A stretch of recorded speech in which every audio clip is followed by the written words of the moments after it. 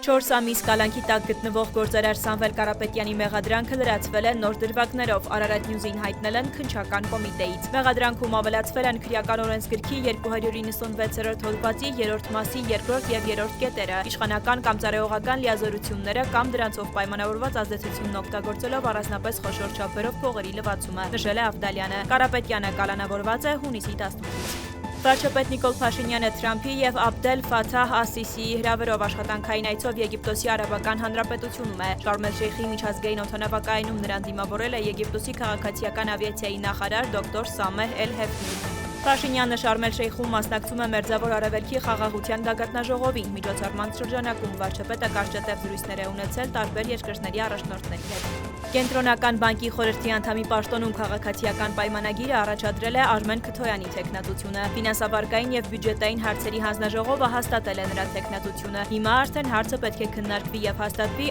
ԱԺ լիագումար նիստում։ Բրյուսելում Հայաստան-Եվրամիություն մուտքի վիզաների դյուրացման հարցերով համատեղ կոմիտեի հերթական նիստում քննարկվել է Հայաստանի և Եվրոպական միության միջև վիզաների տրամադրումը դյուրացնելու մասին համաձայնագրի կիրարկման գործընթացը։ Անդրադարձ է կատարվել Շենգենյան մուտքի վիզաների տրամադրման վիճակագրությանը։ Հայկական կողմը որպես խնդիր բարձրաձայնել է ժամադրությունների սահմանափակ հասանելիությունը, տրամադրվող վիզաների բավարարականության կարճ ժամկետները, պահանջվող փաստաթղթերի և վճարների միասնական կիրառման անհրաժեշտությունը։